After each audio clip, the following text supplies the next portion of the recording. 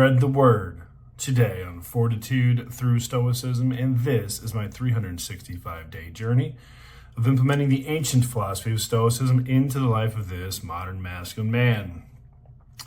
Got in super late last night. I am in Burlington, Vermont, I think.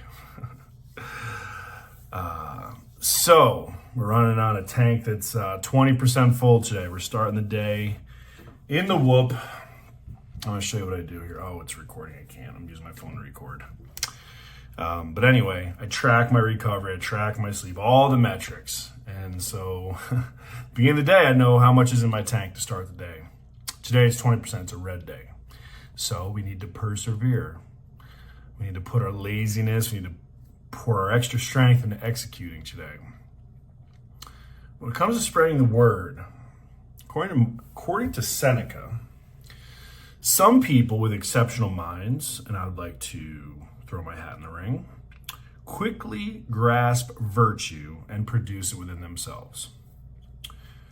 But other dim and lazy types, hindered by bad habits, must have their rusty souls scrubbed down from time to time. The weaker sorts will be helped and lifted from their bad opinions if we put them into the care of philosophy's principles.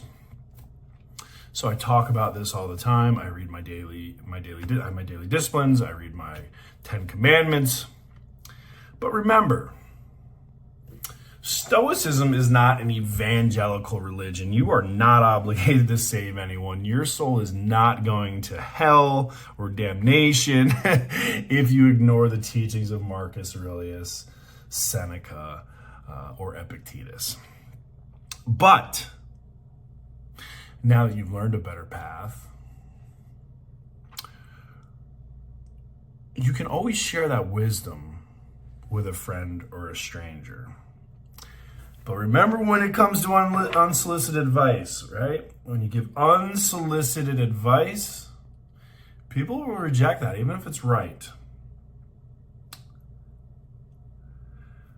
So what Ryan Holiday is suggesting is that, remember, behavior is a far better teaching tool than a lecture.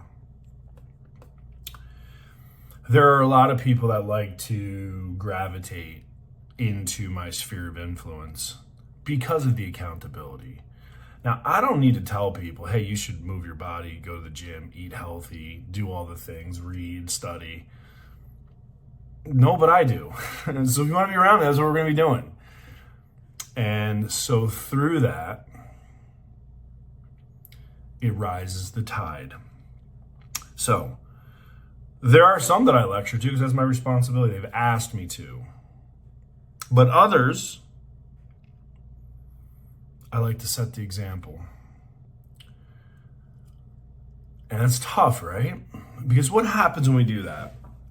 A lot of times, this happened to me early on, you get a lot of applause. Yeah, man, let's go.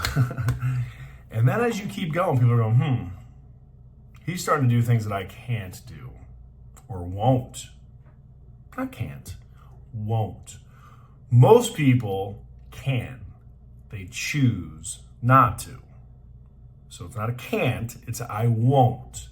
That's a broken mindset, living below the line. Denial, blame, excuses. So, how do I share the benefit of the teachings of Stoicism? People have noticed a difference in me. They've asked. So I tell them. I literally tell them.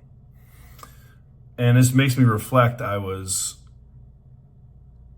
to a preseason football game. It was the Atlanta Falcons and the Green Bay Packers. No, Atlanta Falcons and the Buccaneers. At this time, I'm not really, I'm kind of new to Tampa, so I'm just took in a game because I had no flight out that Sunday. And I found myself all alone, nothing to do. So I decided to take an experience. Beautiful day in the stadium. And so I'm just sitting there alone enjoying the game, enjoying the atmosphere, watching the people, not cheering for either side. And so I can tell I got the set of eyes next to me. You always know when you do. So I feel this guy staring at me, and I think it was probably into the second quarter. And he looks over to me and goes, "Hey, man." He goes, "What's your deal?" Pardon? He goes, "I've been watching you." I said, "Oh, is that so?" He says, "I can't tell which team you're cheering for." I said, "Well, both, I suppose." He goes, "What does that mean?" I said, "Well, I'm here just enjoying the game." And I said, "I want both teams to battle it out and have their glorious victory. And, whoever that ends up being, it's up to fate, And this guy's watching me, goes, "Man, that's very stoic of you." Perhaps the best compliment I ever received, honestly. Because that small example is how I envision Stoicism. We are merely actors on a very large stage and for a very short time. And what I've realized is that when you get caught up in the emotion, good or bad,